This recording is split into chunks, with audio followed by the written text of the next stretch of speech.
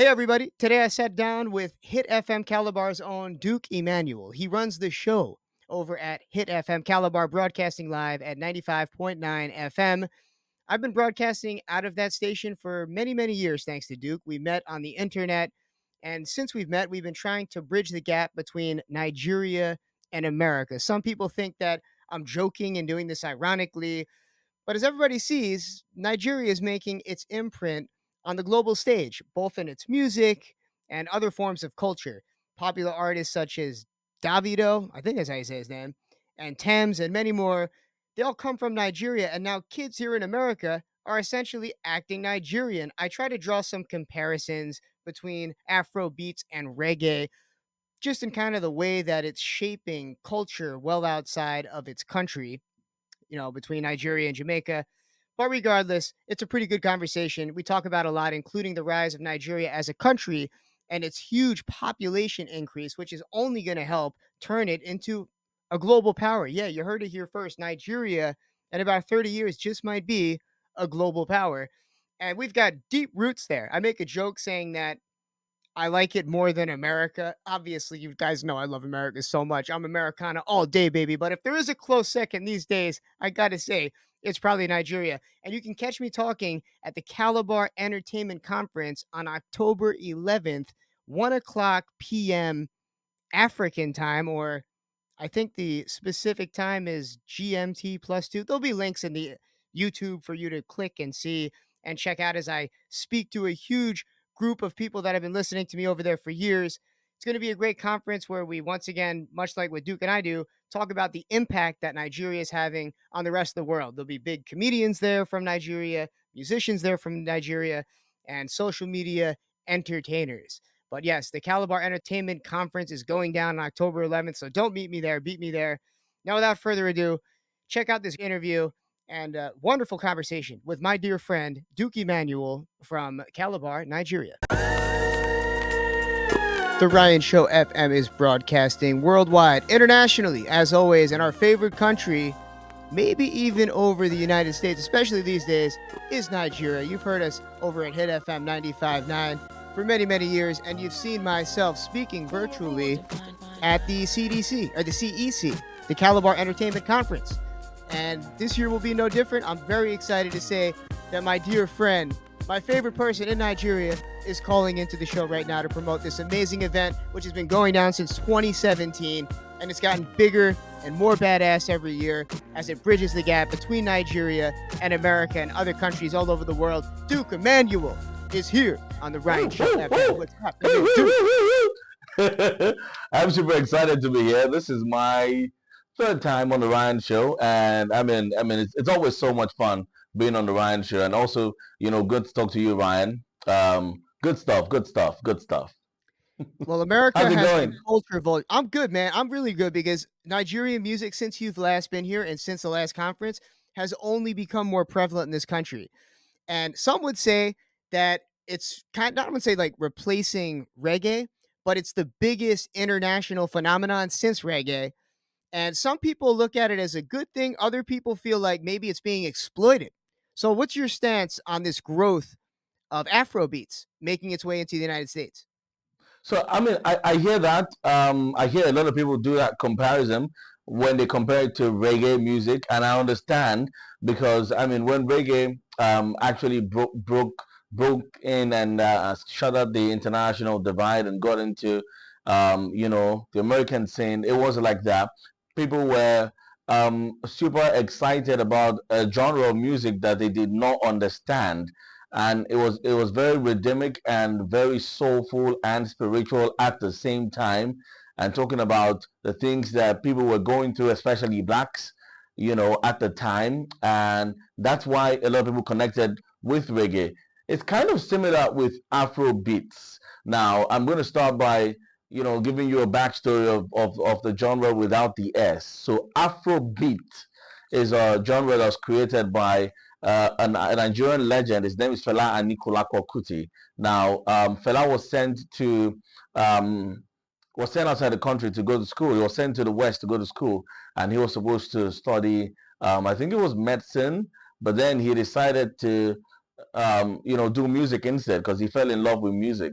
and decided to do music. And then he started playing music, set up a band of musicians, and then created a new genre using soul music, a bit of pop, some sort of rock, and it was just a fresh genre, and that's what he called Afrobeat.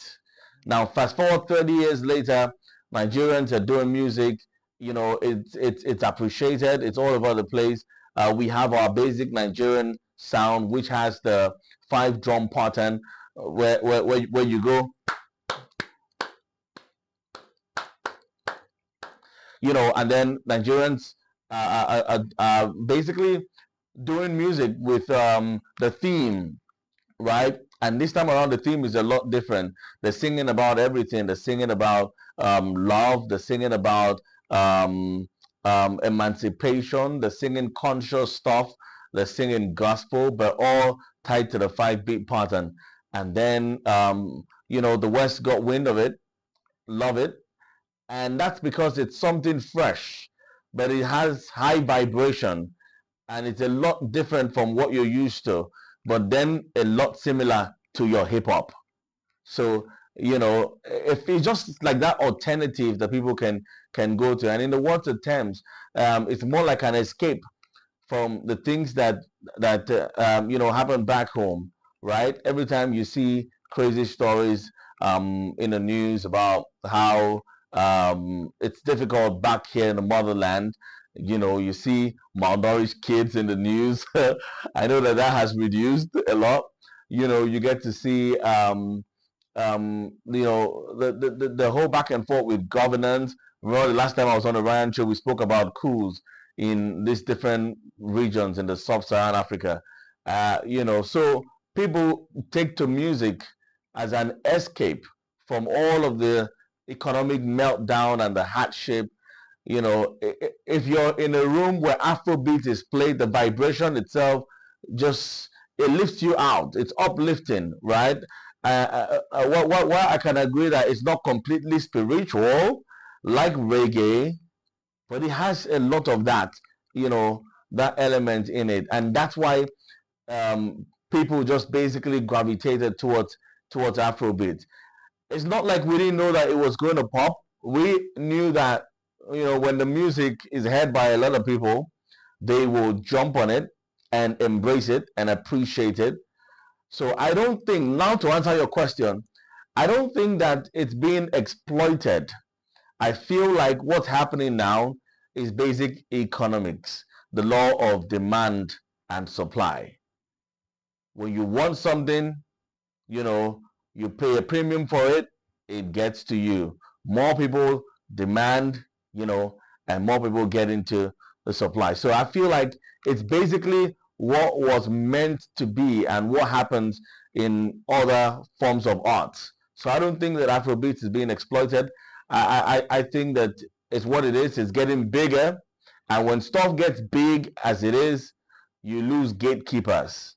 So most of the people that talk about exploitation are probably, those that want to still be gatekeepers. Now, to get that in context, before the advent of the internet and the penetration rate of the internet, it used to be a lot difficult to get your song out there. And Afrobeat was going to be something that was done by only Nigerians in Africa. But now that it has been exported, anyone who understands and studies the music will get to it. The same way hip hop was exported, and you hear people rap in French, people rap in Swahili, people rap in Yoruba, people rap in Igbo. It's still the same genre, but people have have made it indigenous, right? That's what's happening with Afrobeat. And I can tell you that in no distant time, when we're watching the Grammy Awards or major awards like that, we'll see an Afrobeat category that is dominated by people who are not Nigerians, based in Nigeria, or have links with Nigeria, but basically people that love the music. As it stands now, there's an 8-year-old boy who's following Burna Boy, who loves Burna Boy, dresses like Burna Boy, and tries to do what Burna Boy does. There's probably a 10-year-old somewhere who's in love with Rema. There's probably another kid who's in love with Davido. There's probably a chick somewhere who's in love with Thames, and they're studying the music. They're gonna get into production, and they're gonna sing like that, and they're gonna get it. It's just the genre expanding. I think recently we saw some people who are not Jamaicans get to win Best Reggae Album at the Grammys, and Yeah, it sparked the rage. People started asking questions. That's what it is, and that's what happens when your stuff is big. It gets accepted, and there are no gatekeepers anymore. So that's to that answer is your such a question. good I point. don't think it's exploited. I think that it's just doing what it was meant to do, and we're going to see more of that. That is such a great point. Exploitation seems to be different than exportation. And now people, now that it's in everybody's ears, are going to, be drawn to it. One big difference too, and I hope that this is true. I would imagine that now you're a little bit more buttoned up, or at least Afrobeats artists are more buttoned up than reggae artists were back in the 70s when they didn't understand production laws and they lost monetarily out on a lot of music that left Jamaica because they didn't know anything about contracts. And it's the same thing. You hear Americans getting exploited too. Now the record business, that it's in more independent hands, it's easier to retain that money. So that is a really, really great point, Duke, that it's more exported than exploited and embraced on a global scale like that. And you're right. There definitely are some Americans now that will be dressing like Thames and Davido and some of these great Nigerian artists that have broken that barrier and have literally changed the scope of music internationally. One moment that stands out to me is when Justin Bieber, got on that song with Thames, and all of a sudden we've And got the Wizkid. biggest artist. And yes, and Wizkid. And yeah, that to me, once again, just kind of exportation, not exploitation. So really good point. And I Selena love got Hit on F. that one. Selena got on that one with Rema. See, Calm that's great. down. That's right. So, and that's one great part about your platform, Hit FM over in Calabar, is that you guys stay bridging the gap. And I was so surprised when you guys even put the Ryan Show on that station, but you've always stayed true to being able to bridge the gap. And I really appreciate that. And I'm very excited about the CEC as always. So, what can we look forward to this year about the CEC? Oh, great. So let me give you a background now. The Calabar Entertainment Conference is that's basically what CEC means. So we're in Nigeria. In Nigeria, Cross River State is in the southern part of Nigeria. So we're like in the dirty south, right? So yeah. So where we are, when we started as a radio station, um, there were no major events in the region. We had a few people doing events, some comedians, and some gospel shows, but no one was really focused on, doing events right here in our region. So we looked at it and said, if we train people, right, to do events and do other stuff and get into entertainment, basically, it would be a good stuff because it would be good stuff because we wanted to do radio that everyone could feel and touch, and we wanted to get into events. So we had to create that atmosphere for events to thrive. And as a media outfit that had some sort of influence, we decided to bring something that we call the Calabar Creative Academy, basically like a boot camp, teaching people how to manage events, do lights, sound, stage, MC, and all that. So we did that for a few months, and then we jumped into an entertainment conference. The entertainment conference started in 2017. We started as a station in 2016. So we have that. The conference is basically bringing entertainment practitioners from around the country, right? From Lagos, Nigeria, Abuja, Port Harcourt, those that are doing stuff to come through and tell us how they were able to grow their industry and how we can tap into that and learn from it. Quality is quality everywhere. Yeah. Quality is universal. So what I term quality here is the same thing that you term quality. Especially if I want to sell, if I want to export, we just spoke about music, quality of music and all that. So we wanted to basically grow the quality and make the quality better. So we decided to jump into that. The first edition of the conference was good. We started seeing some growth. So we had the second one and the third one. On the fourth edition of the conference, we went international. So we started looking at, or rather, we went continental. We started looking at our friends from South Africa. So we got someone from Johannesburg. We got someone from Tanzania. Let's see what's the industry like. Of course, Nigeria is Africa's biggest market when it comes to entertainment. But then, how are you guys doing it? Right? We wanted to know that, and we did that. And then in our fifth year, we got someone from London. In our sixth year, we had Lauren Lionheart from Botswana who came through to perform. We had DJ Lisa Lee from France. And of course, in our seventh year, I think it was our sixth year that we had Ryan. Yeah, our sixth year we had you join us where we spoke about exporting music and all that. And this year we decided that since we have that ecosystem of creatives doing entertainment, we need to add a festival to it. So the conference has evolved to a full 3-day food, drink, games, music festival. So we can have more space for people to showcase their stuff. We have more space for music performances. We have more time for comedy, play, acting, and all of that good stuff. And more time to do breakout conversations and all that. So this year's edition, headlining, we have an Afrobeats artist. His name is Magneto. Has one of the biggest songs around. There's a Nice. popular song that goes Canada, Canada, Okay. Canada, Canada. I'm sure you can search it, and get a play. Magneto has been grinding for a while, and his sound has evolved. Then we have the king of comedy, the African king of comedy. He started comedy in the 90s, and at the time, comedy was not a big deal. In the early 90s, his name is Ali Baba. Now, That's right. I know you guys have that. There's that popular website where people buy stuff, Alibaba, but this is Alibaba, it's his name.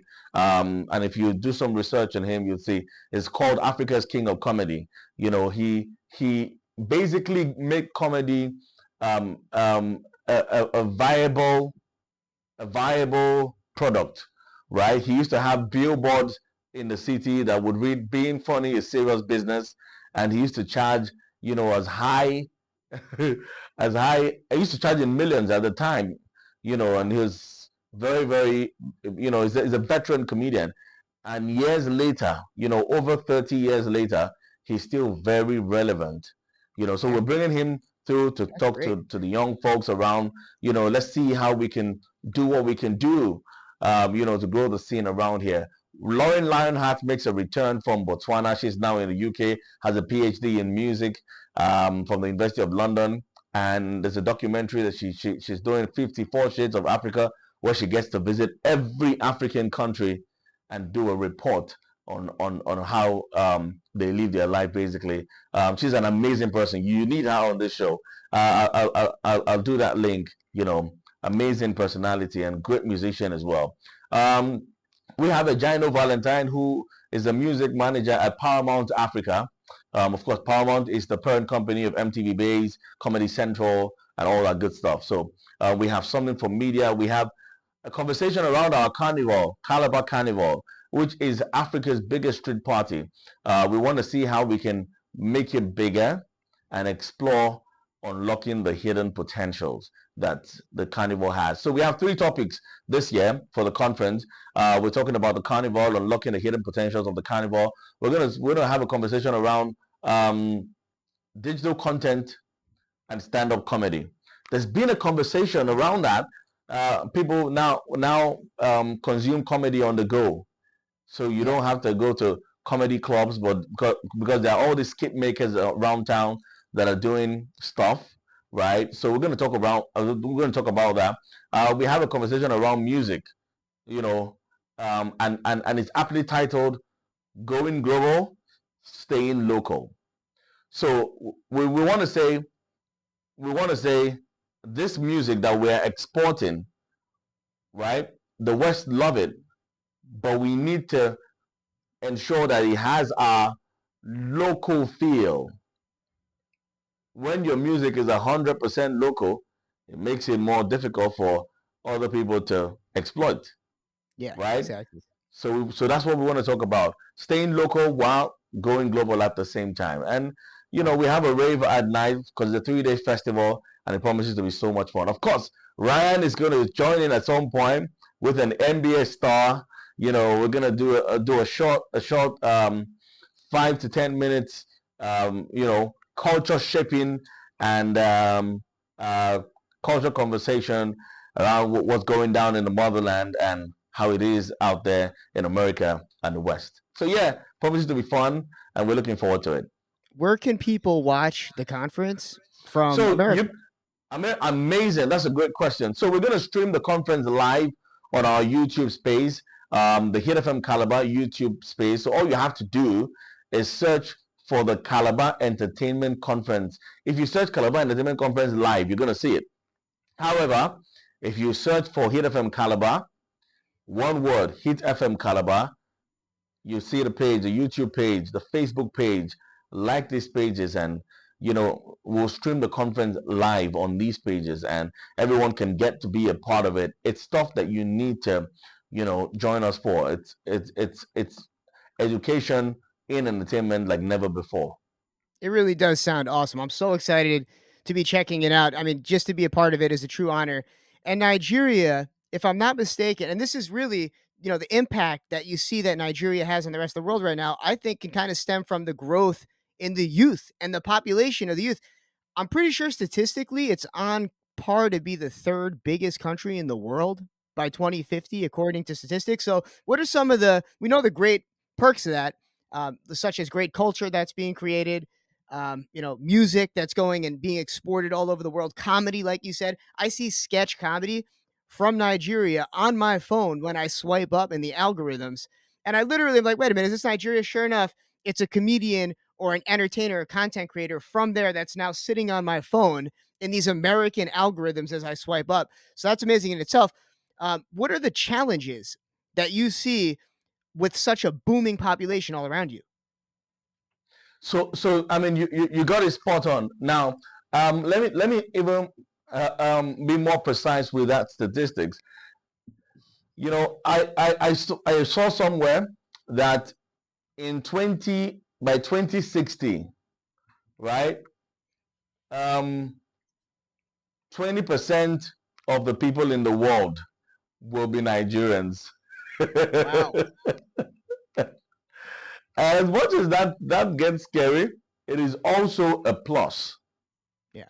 You know, we did not get it right with infrastructure and technology at the start. We're playing catching up. We're playing catch up, and we'll probably get to play catch up with that for a while. But you know what we have, right? The booming population of young people, and young people are very creative. So the booming population of creatives that we have, when people are young and very creative, they get restless. Yeah. There has to be that um, enabling environment for them to, spark off and exercise this creativity, because sometimes if you don't let it out, you get obese with it. I don't know if you understand the context. No, I Yeah. get it. Yeah, you're absolutely right.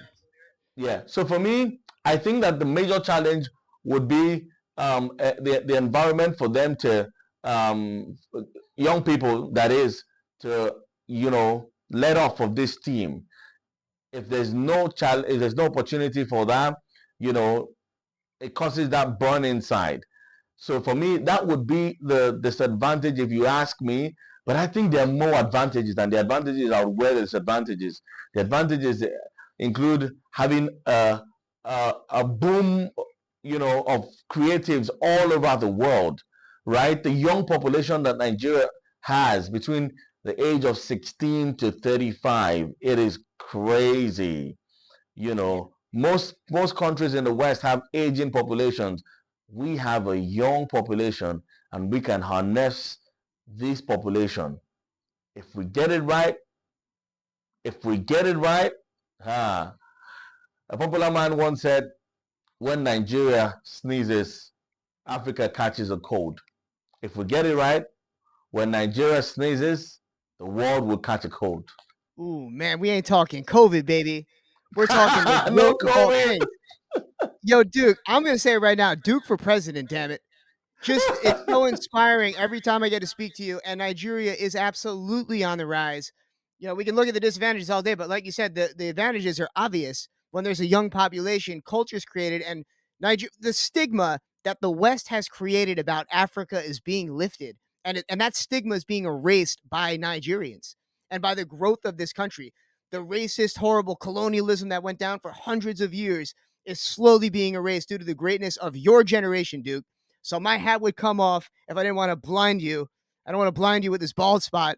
But man, it's just so good to have you here and to see the CEC on the rise.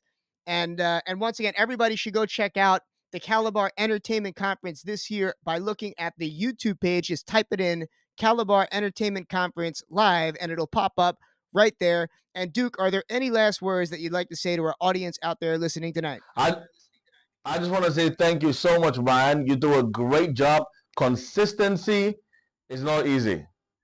Consistency is a lot of hard work, and I want to appreciate you for the work that you do week in, week out. We're listening to the Ryan Show.